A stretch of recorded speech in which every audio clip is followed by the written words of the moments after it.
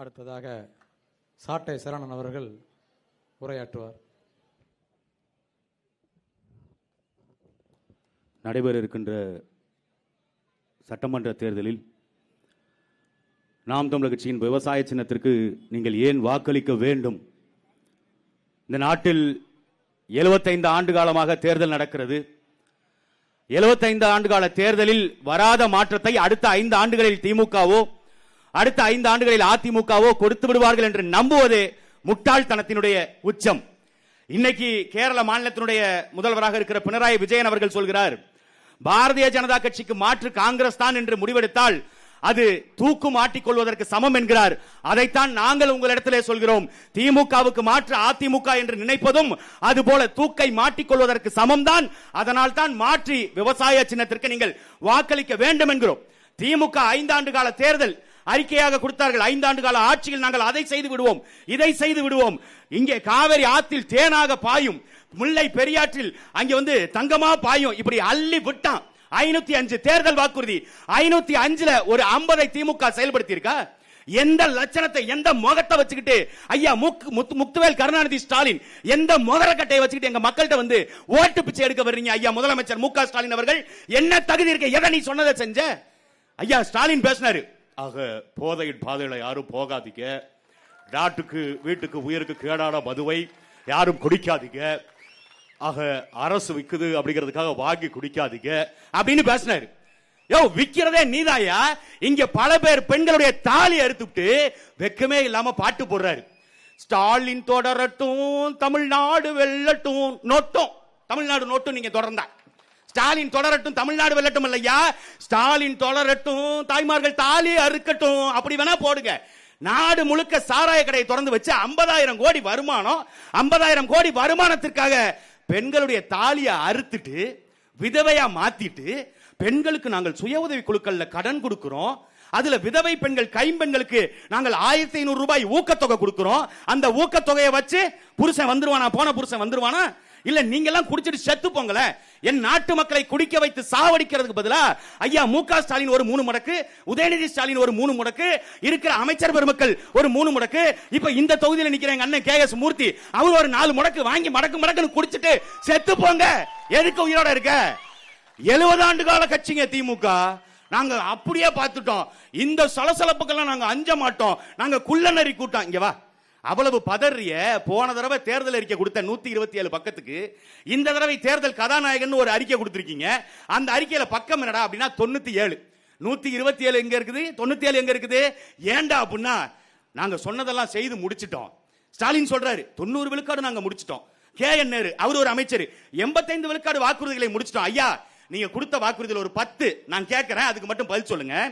திருக்குறளை தேசிய நூலாக அறிவிப்பதற்கு மத்திய அரசை வற்புறுத்துவோம். நீங்க என்னைக்காவது மோடிக்கு எழுதின கடிதத்தையோ இல்ல அமித்ஷாவுக்கு எழுதின கடிதத்திலேயோ என்னைக்காவது திருக்குறளை தேசிய நூலாக அறிவிப்போம்னு சொல்லியிருக்கீங்களா? மொத வாக்குறுதி அவுட். ஆசிரியர்கள் பணியிடங்களை நிரப்பி சம வேலைக்கு சம பங்கு என்ற அடிப்படையில் எல்லோருக்கும் சம பங்கு சம்பளம் கொடுப்போம், ஆசிரியர்கள் போராட வேண்டியது இருக்காது அப்படின்னு பேசுனீங்க. ஆசிரியர்கள் போராட்டம் பண்ணாங்க, ஆசிரியருக்கு சம்பளம் கொடுக்கல, நிரந்தர பணி கொடுக்கல. அதே போல தூய்மை பணியாளர்கள் போராட்டம் இனிமே நடக்காது. அதுவும் தூய்மை பணியாளர்கள் செவிலியர்களுக்காக ஐயா ஸ்டாலின் பேசினதெல்லாம் யாராலையும் மறக்க முடியாது. காட்சிகள் அப்படியே இருக்கு, கண்ணுக்குள்ள அப்படியே நிக்குது, மண்டையில ஓடிக்கிட்டே இருக்கு. ஆக இந்த நிர்வாக திறனற்ற எடப்பாடி பழனிசாமிக்கு கொஞ்சம் கூட ஈவு இறக்கம் இல்லையா? அந்த செவிலியர்கள் எல்லாம் பாவம், அவர்களுடைய கண்ணீரை பார்த்து உங்களுக்கு கல்லஞ்சம் கூட கரையாதா? அவர்கள் எல்லாம் போராடுகிறார்களே, அவர்கள் உரிமைகளை கேட்டு போராடுகிறார்களே, அவர்களுக்கு சம்பளத்தை கொடுக்க வேண்டியதானே அப்படின்னு எடப்பாடி பழனிசாமி ஆட்சியில் இருக்கும்போது இந்த ஸ்டாலின் பேசினார். இன்னைக்கு அதே செவிலியர்கள், அதே மருத்துவர்கள், அதே தூய்மை பணியாளர்கள் எல்லோரும் வேலை கேட்டு போராடுறான், எல்லாரும் சம்பளம் கேட்டு போராடுறான். 10 பைசா கொடுக்க காசு இல்ல. அரசாங்கம் சொல்லுது எங்கள்கிட்ட காசு இல்ல. பள்ளிக்கூடங்கள் தமிழ்நாட்டில் 300 பள்ளிக்கூடங்கள், அரசு பள்ளிக்கூடங்களை இழுத்து மூடி இருக்குது இந்த திமுக அரசாங்கம். கேட்டா ஆசிரியர்களுக்கு கொடுக்கறதுக்கு சம்பளம் இல்ல, பள்ளிக்கூடத்துக்கு மாணவர்கள் வரல. பள்ளிக்கூடத்துக்கு எப்படியா மாணவர் வருவான்? அரசு பள்ளிக்கூடத்துக்கு ஐயா உதயநிதி ஸ்டாலினுடைய மகன் இன்பநிதி ஸ்டாலின் அவர் போய் அரசு பள்ளியிலேயோ அரசு கல்லூரியிலேயோ படிச்சா மாணவர்களுக்கு பெற்றவர்களுக்கு நம்பிக்கை வரும். ஓ வீட்டு பிள்ளைய நல்ல சன்சைன் பள்ளிக்கூடம், தனியார் பள்ளிக்கூடம் எவெல்லாம் வச்சிருக்கானோ சிபிஎஸ்இ சிலபஸ், அங்க state board syllabus, matriculation syllabus, அப்படி எல்லா இடத்துலயும் ஓம் பிள்ளையில படிக்க வைக்கிற இருக்கிற எம்எல்ஏக்கள், இங்க இருக்கிற சட்டமன்ற உறுப்பினர்கள், அதை தாண்டி இருக்கிற வார்டு கவுன்சிலர் மெம்பர் எல்லாரோட பிள்ளையும் தனியார் பள்ளிக்கூடத்துல படிக்க வைக்கிற. அப்புறம் அரசு பள்ளிக்கூடத்துக்கு யார் வருவா? அரசு பள்ளிக்கூடத்துல மாணவர் சேர்க்கை கம்மியா இருக்குன்னா இங்க ஏன் கம்மியாச்சுன்னு அந்த துறையை கையில வச்சிருக்கிற திரு அன்பில் மகேஷ் பொய்யாமொழி மாவட்ட ஆட்சியர் எல்லாத்தையும் கூப்பிட்டு, எல்லாம் இங்க வாங்க, மாவட்ட ஆட்சியர்லாம் வாங்க, ஏன் பள்ளிக்கூடத்துல மாணவருடைய சேர்க்கை கம்மியா இருக்கு, இப்படி போட்டிருந்தா இந்த திமுகவை பாராட்டி இருக்கலாம். அன்பில் மகேஷ நானே வாழ்த்தி பாட்டு பாடி இருப்பேன். ஆனா அவங்க என்ன பண்ணாங்க, பள்ளிக்கூடத்தை மூடுறான், அந்த பள்ளிக்கூடத்தை ஏண்டா மூடுறான்னு கேள்வி கேட்டா பதில் இல்ல, அதுக்கு ஒரு மீட்டிங் போடல. ஆனா கலெக்டர் தலைமையில திருவள்ளூர்லயும் இங்க பக்கத்துல இருக்க சேலத்திலையும் கலெக்டர் தலைமையில போர்டு மீட்டிங். என்ன போர்டு மீட்டிங்? வாங்க கலெக்டர் எல்லாம் இங்க வாங்க, இந்த டாஸ்மார்க் அதிகாரிகள் எல்லாம் இங்க வாங்க, ஏன் இந்த மாசம் டாஸ்மார்க்ல வியாபாரம் குறைஞ்சு போயிருச்சு, ஏன் குவார்டர் கம்மியா வித்திருக்கு, ஏன் பீர் கம்மியா வித்திருக்கு, கலெக்டர் போர்டு மீட்டிங்ல பேசுற பேச்சாடா இது? இந்த படத்துல வடிவேலு கேட்பார்ல, ஏண்டா கலெக்டர் போர்டு மீட்டிங்ல அக்கா வச்சு பேக்கரி வாங்கின விஷயத்தையடா பேசுவீங்கிற மாதிரி இந்த அரசு சாராய கடையில வருமானம் குறைஞ்சிருச்சுன்னு போர்டு மீட்டிங் போடுது.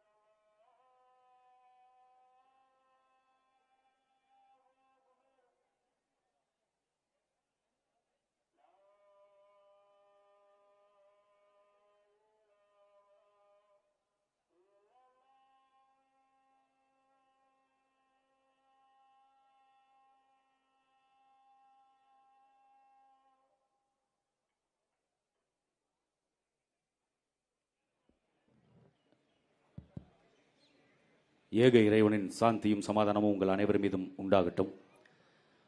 அப்போ ஒரு அரசாங்கம் பள்ளிக்கூடங்களை மேம்படுத்துவதற்கு, பள்ளிக்கூடங்களை சரி செய்வதற்கு நிதி ஒதுக்காது, அதை பற்றி கவலை கொள்ளாது. அரசு பள்ளிக்கூடங்களை மூடிவிட்டு அரசு நல்ல கல்வியை கொடுக்கிறது என்று மாறுதட்டுகிறார்கள்.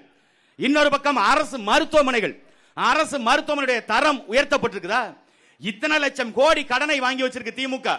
அதிமுக ஆட்சி முடியும் பொழுது 4.25 லட்சம் கோடி. இன்னைக்கு திமுக ஆட்சி முடியும் பொழுது இந்த 5 ஆண்டு காலத்தில் வாங்கிய கடன் மட்டும் 5 லட்சம் கோடிகளுக்கும் அதிகமாக. இன்னைக்கு தமிழ்நாட்டினுடைய கடன் எண்ணிக்கை 10.25 லட்சம் கோடி.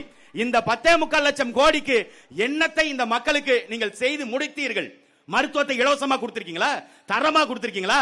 அரசு மருத்துவமனையில் ஒருவேளை நீங்கள் தரமான மருத்துவம் கொடுக்கறீங்கன்னா, இந்த பக்கத்துல கை கட்டுற தூரத்துல எங்க அண்ணன் செந்தில் பாலாஜி, உங்க கட்சியினுடைய முக்கியமான பொறுப்பாளர், உங்க கட்சியினுடைய அமைச்சர் பெருமகன், அவருக்கு ஈடி அதிகாரிகள் ரைடு வந்தாங்கல்ல, இடி அதிகாரிகள் காசு வச்சிருக்கியா, பாட்டிலுக்கு மேல 10 ரூபாய் காசு வாங்குறியா அப்படின்னு கேள்வியால கேட்டு நெஞ்சிலே மாங்கு மாங்குன்னு குத்துனதுல பேண்ட்ல மூத்திரம் போனார்ல, அன்னைக்கு எந்த மருத்துவமனைக்கு செந்தில் பாலாஜி போனாரு? தனியார் மருத்துவமனைக்கு. ஏன் அரசு மருத்துவமனைக்கு போல? அண்ணன் செந்தில் பாலாஜிக்கு தெரியும், அரசு மருத்துவமனைக்கு போனோம்னா கரூர் அவுட்ல வேலாயுதம் பாளையம் பக்கத்துல இருக்கிற சுடுகாட்டுக்கு சொல்லி அனுப்பிட வேண்டியதான், 10 நிமிஷத்துல அங்க பாடையை கட்டி ரெடி பண்ணிடுவாங்க. அரசு மருத்துவமனைக்கு போனா உயிர் பிழைக்க முடியாது. அப்ப ஒரு அரசு நடத்துகின்ற மருத்துவமனை மீது அமைச்சர்களுக்கு நம்பிக்கை இல்லை அப்படின்னா இது எப்படிப்பட்ட கேடுகட்ட அரசாங்கம்? இது எல்லாத்தையும் செஞ்சுட்டு இலவசங்கள் கொடுத்தோம், நாங்க மகளிருக்கு 1000 ரூபாய் கொடுத்தோம். உங்க கட்சியினுடைய அமைச்சராக இருக்கிற துரைமுருகனுடைய பையன் திரு கதிரானந்த் அவர்கள் சொல்றாரு, இந்த 1000 ரூபாயை வாங்கி ஸ்டாலின் காசை வாங்கிட்டு தானே மேக்கப் போட்டு வந்தீங்க அப்படின்னு எங்கள் தாய்மார்களை, எங்கள் பெண்களை பார்த்து இழிவுபடுத்துற மாதிரி பேசுறாரு. உங்க கட்சியில் இருக்க அமைப்பு செயலாளர் RS பாரதி என்கின்ற அந்த நபர் வந்து சொல்றாரு, எடப்பாடி பழனிசாமி மனைவிக்கோ ஸ்டாலின் மனைவிக்கோ 1000 ரூபாய் காசு கொடுப்பீங்களா அப்படின்னு பத்திரிகையாளர் கேட்டதுக்கு, எடப்பாடி பழனிசாமியுடைய மனைவியோ, ஏன்னா அவர் முதலமைச்சராக இருந்து ஓய்வு பெற்றிருக்காருல, முன்னாள் முதலமைச்சர், அதே மாதிரி ஐயா ஸ்டாலின் இன்னைக்கு இருக்கிற முதலமைச்சர், இவங்க 2 பேரோட மனைவிக்கு கொடுத்தா அது எங்களுக்கு அசிங்கமா இருக்கும், அது அவர்களுக்கு அவமானமாக இருக்காதா? ஏண்டா உன் வீட்டு பொண்டாட்டி எல்லாம் தங்கத்துல இருக்குது, எங்க வீட்டு பொண்டாட்டி எல்லாம் தகரத்துல வச்சிருக்குதாடா? ஏண்டா அவங்களுக்கு கொடுத்தா இழுக்கு, எங்கள் மனைவிகளுக்கு எங்கள் தாய்மார்களுக்கு கொடுத்தா அதுக்கு பேர் இலவசம், அதுக்கு பேர் மாற்று திட்டமா? அது முன்னேற்றத்திற்கான திட்டமா? பெண்களுக்கு முன்னேற்றம் என்றால் 1000 2000 கொடுக்கறதுல இல்ல, அவர்களுக்கு அரசியல் பகிர்வு கொடுக்கணும், அவர்களை அதிகாரத்திற்கு அனுப்பணும். ஆனால் அதையெல்லாம் செய்யாம விட்டுட்டு 2000 கொடுத்துட்டோம். இவர் 2000, இந்த பக்கம் எடப்பாடி பழனிசாமி இவர் வேகல மூட்டாருன்னா அவரு கொதிக்கையில மூட்டாரு. அவரு அந்த பக்கம் நான் 2000 ரூபாய் கொடுக்கிறேன், அது இல்லாம 10000 ரூபாய் நான் வீடுகளுக்கு எல்லாருக்கும் கருணை தொகையாக கொடுக்கிறேன். எடப்பாடி பழனிசாமி நம்ம புதுசா வந்த பக்காமாஸ் அவரு நான் 2500 ரூபாய் தர்றேன், தாலிக்கு தங்கம் கொடுக்கிறேன், நான் இலவசமா அதை கொடுக்கிறேன் இதை கொடுக்கிறேன். இது வளர்ச்சியா? 10.25 லட்சம் கோடி கடன்ல இருக்க ஒரு நாட்டுக்கு மேற்கொண்டு நீங்கள் காசு கொடுத்து இலவசங்கள் கொடுத்து அந்த கடனை எங்க இருந்து அடைப்பீங்க, எப்படி அடைப்பீங்க? இந்த கேள்விக்கு இவர்கள்ட்ட பதில் இருக்கா? யாருக்கு வாக்கு செலுத்தணுங்கிறத நீங்கள் மனசுல ஏத்திக்கங்க. நீங்கள் விவசாயிக்கு ஏன் செலுத்தணும்னா, நாங்கள் கல்வியை, மருத்துவத்தை, தூய குடிநீரை, தரமான சாலை, இது 4ம் நாட்டு மக்களுக்கு இலவசம். இது மட்டும் இருந்தா போதும். விவசாயம் அரசு பண்ணி, ஆடு மாடு மேய்த்தல் அரசு பண்ணி, இந்த பகுதியில் இப்ப வெத்தலை பயிரிடுறாங்க அப்படின்னா இங்க அதிகமாக வெத்தலையும் வாழையும் தான். வாழையில இருந்து வாழை மட்டை, வாழை நாறு, வாழை சேலை, வாழையை ஏற்றுமதி, இப்படி பல தொழில்கள் இருக்கு ஒரு வாழையில இருந்து மட்டும். அது போல வெத்தலை ஏற்றுமதி பண்ற தொழில் இருக்குது, கிழங்கு இருக்குது, இங்க தென்னை மரங்கள் அதிகமாக விளையுது பரமத்தி வேலூர்ல. அப்ப இதையெல்லாம் வைத்து தற்சார்பு பொருளாதாரத்தில் உங்களை உயர்த்துவோம். அந்த செய்கின்ற வேலையை அரசாங்க பணியாக அரசே இதையெல்லாம் கொள்முதல் செய்யும், அரசே இதை உற்பத்தி செய்யும், அரசே அதை விற்பனை செய்யும். அதை வைத்து ஒரு நல்ல பொருளாதாரம் வரும். அந்த பொருளாதாரத்தை வைத்து நாட்டு மக்களுக்கு சம்பளத்தை கொடுப்போம். இப்படி தற்சார்பு பொருளாதாரத்தில் உயர்த்துவதற்கான கொள்கையை நாம் தமிழர் கட்சி கையில வச்சிருக்கு. இதுக்கு மாற்று அவரு, இந்த மாற்று இவரு அப்படின்னு போனீங்கன்னா உங்களை நீங்களே ஏமாற்றிக் கொள்றதுக்கு சமம். நீங்கள் 23ஆம் தேதி ஏப்ரல் 23 வாக்ககத்துக்கு போறதுக்கு முன்னாடி காலையில நல்லா சாப்பிட்டு போங்க.